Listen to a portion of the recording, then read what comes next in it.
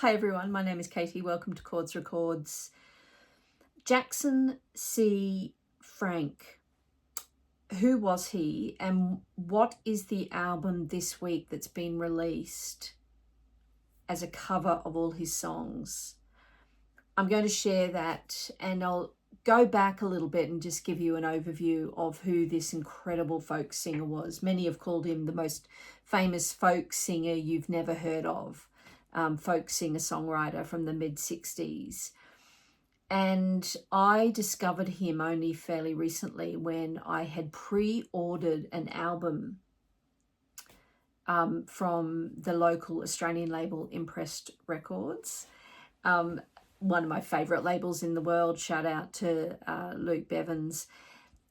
They were releasing a side project of a duo, which I'll talk about, who were doing a cover of Jackson C. Frank's songs. And just the way it was described, I thought that sounds super interesting. Purchased it. It's arrived this week. But in the meantime, I've done a deep dive on this extraordinary folk singer. And for someone who loves music and kind of folk music, Americana music, a little bit of country, that's kind of my sweet spot. I love that music. I mean, I have a lot of records and I listen to everything from punk to, country and everything in between. I listen to a lot of jazz. I love music. And sometimes I find I have these huge gaps of knowledge in my kind of brain around, great music. And when I uncover something, I go deep. And this was one of those occasions. I don't know if that happens to you, but I can't believe I'd never heard of this guy. So who was he? So Jackson C. Frank was a singer-songwriter, folk singer who only released one album in 1965, and it was a self-titled album. It was produced by Paul Simon from Simon and Garfunkel. Art Garfunkel was actually there in the room when they recorded it. Al Stewart was on some of the guitar, and it was recorded over a 6 or 7 hour period. That was it.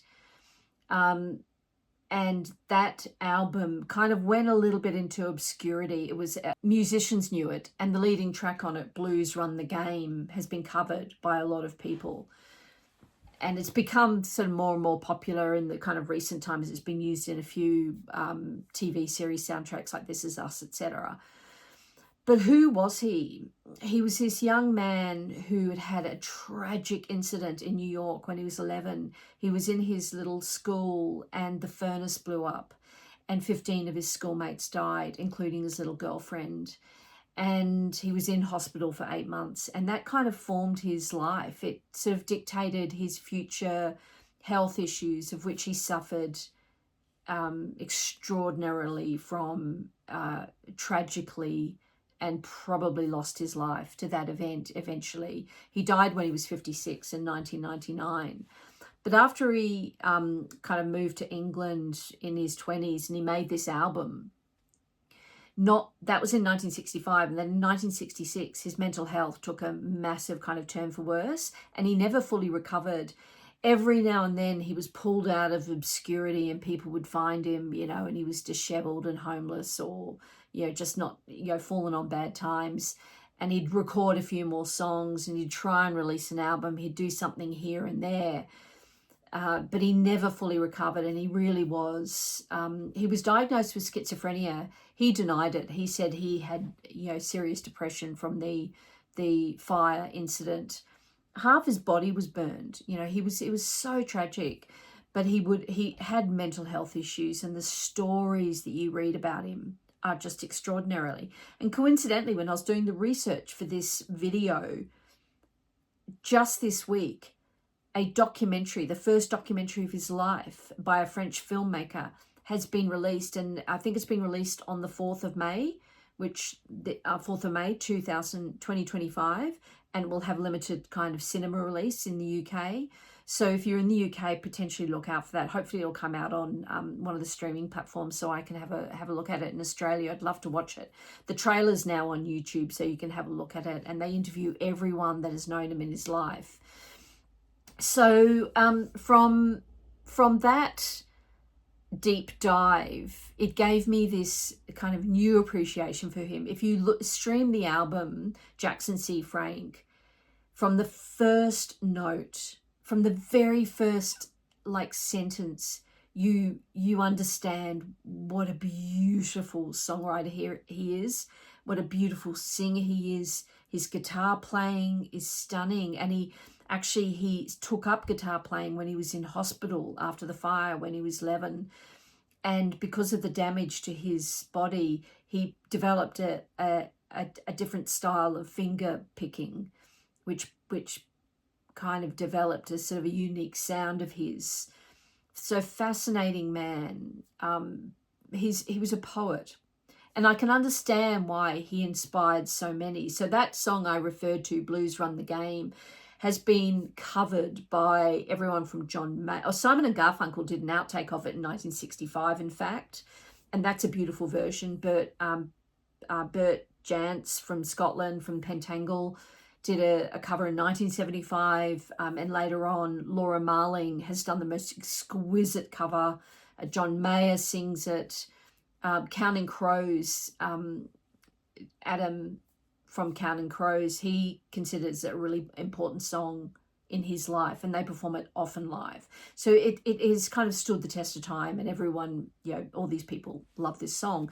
But that's not the only song on the album, obviously. The whole album is exquisite. So that brings me to this album, Golden Mirrors. This is a side project by an extraordinary duo, which has come out on Impress Records, limited edition of 200, and it's available digitally on Bandcamp, only available on vinyl for this edition. There's only 200 of them. So if you're interested in it, get it. Who are they? So here we have Mick Harvey and Amanda Asvido. So who are they? If you don't know them, Mick Harvey, of course, he is the famous Australian co-founder with Nick Cave of their musical journey. So The Birthday Party, they met in high school, they formed a band, they formed The Birthday Party, and then later on The Bad Seeds. And he was a member and the co-collaborator and songwriter and producer of all the great early Nick Cave albums. And their musical relationship continued for 36 years. So he's fundamental to the Nick Cave sound. It ended in sort of probably 10 or 15 years ago when they kind of went their creative, they separated creatively. They went their different ways for various reasons, which are, their story to tell. But an extraordinary songwriter, producer. And then in his more recent career, sort of in the last 20 years, he's been a huge collaborator with PJ Harvey, no relation, and has toured with her, produced many of her albums, and has a very distinctive producing sound, and is a multi-instrumentalist, extraordinary guy. He's 66 now. Around just before pre-COVID, or around about COVID times, he met this Mexican artist. She's a visual artist, multimedia artist, and a singer, Amanda Asvido. And she spent a bit of time in Australia, from what I can gather. And they met and formed a sort of an artistic partnership, if you like, an artistic collaboration. And they created a song of fresh work, sort of around about COVID times. And they've got apparently they're working on a newer album of fresh songs that's coming out later. But right now they decided to do this side project, and it's called Golden Mirrors, The Uncovered Sessions Volume 1.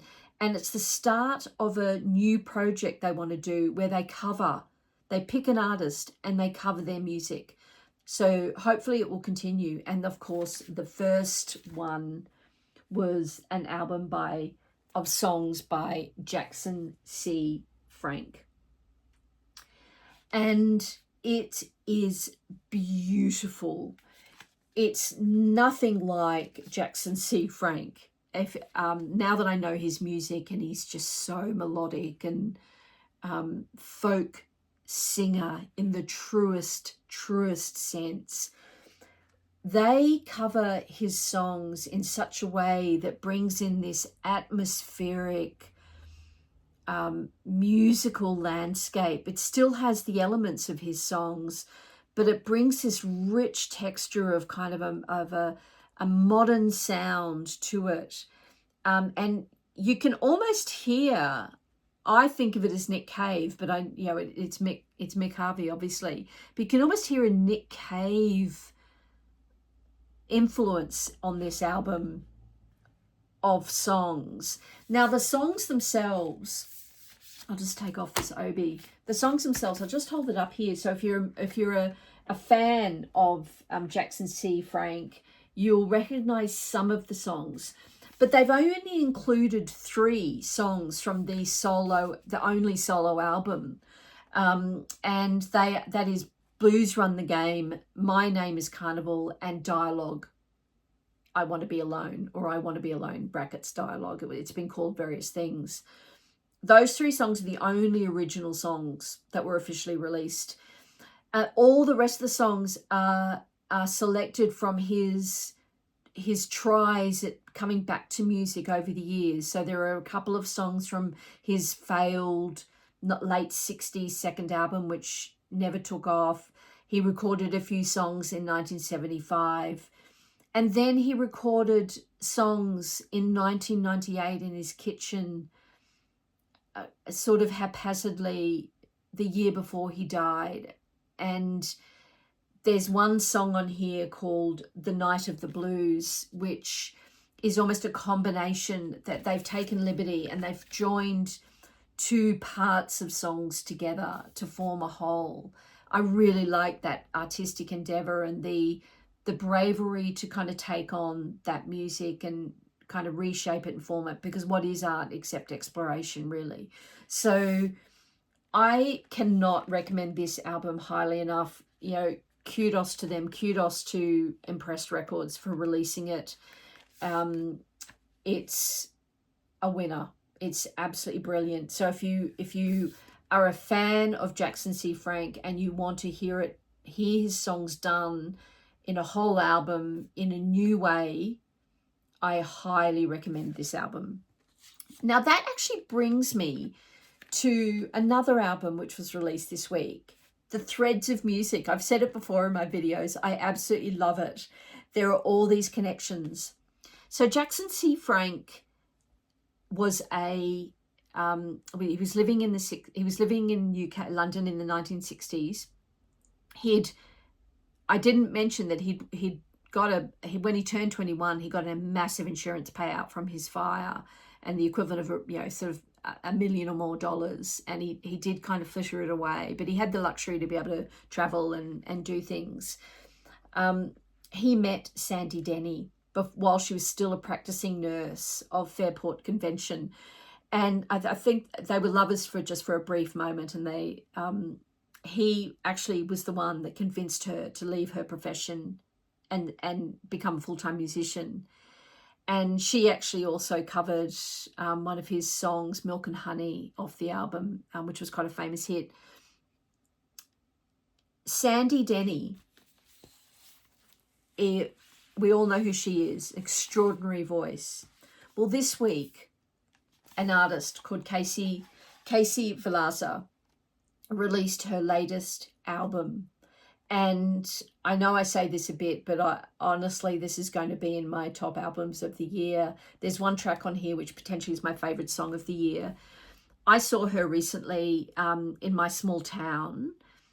She was touring Australia for 3 weeks, and she came to my town in Katoomba, and we had only discovered her a few weeks prior and through something random, and discovered she was touring, and we were lucky enough to see her, and she performed solo, but her band apparently is brilliant, and the band on here is amazing.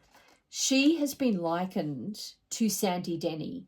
She's very Sandy Denny like, or Joni Mitchell like, but in a kind of a modern take on that. Her voice is like Sandy Denny. It's stunning. And there's a song on here which I thought was quite fun, Time Is Round, and it starts, Where Does the Time Go?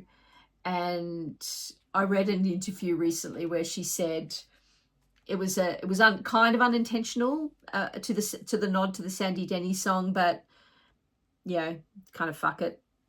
She tried other lines, and that's the one that worked. She's listened to a lot of Sandy Denny, you can tell, but she's her own artist and really amazing. She currently lives in New Orleans. She lived in Portland for a decade, and I think she's moving to Nashville.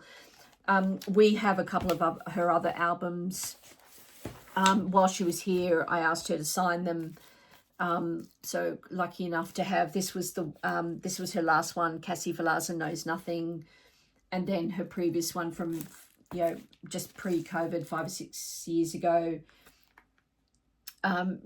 Dear Dead Days. Don't Let the Cowboy Hat Give It Away. She's not country at all. She's folk music. This particular album is very, the music is, it's very low-key music and very acoustic-y. It doesn't really ramp up much. The single from it, which is my favorite song of the year, I think, Weight of the Wheel, oh, it's just so beautiful. But the whole album has these beautiful kind of drum fills, just very light snare drum fills, and I guess maybe slide guitar, pedal steel probably. The Mellotron I know is on here. It's just beautiful. Her lyrics, she's a very, very clever songwriter. Most of her songs, I think, probably start as poetry or poems. You can tell her aesthetic is very much in lyric writing, and then she's such a beautiful guitarist. The whole thing comes together, and this is a gatefold album. Both these vinyls, actually, both the Cassie Velza and the Golden Mirrors by Mick Harvey are on a gold vinyl, which I don't love. They don't sound great, but this one is absolutely exquisite. This is translucent, so I kind of wouldn't call that gold. It's kind of got a gold with a black smoke through it. That was a limited edition from Fluff and Gravy Records, and I appreciate that they put it into a polyline sleeve. So for a small outfit, just taking that extra effort, it's really appreciated. And then the Golden Mirrors is done on this gold vinyl, which I've never had much success with. Have you? I don't, I'd like to hear it's that classic gold vinyl, which notoriously doesn't sound good. Have to say, this sounds fantastic. Again, in a polyline sleeve. So really, really appreciated. So they're two albums that I've received this week that have this beautiful connection and kind of flow through, all kind of harking back to the beautiful Jackson C. Frank. Have a listen to him, stream him, have a listen to this new album. They're all available on streaming platforms. And Cassie Velza.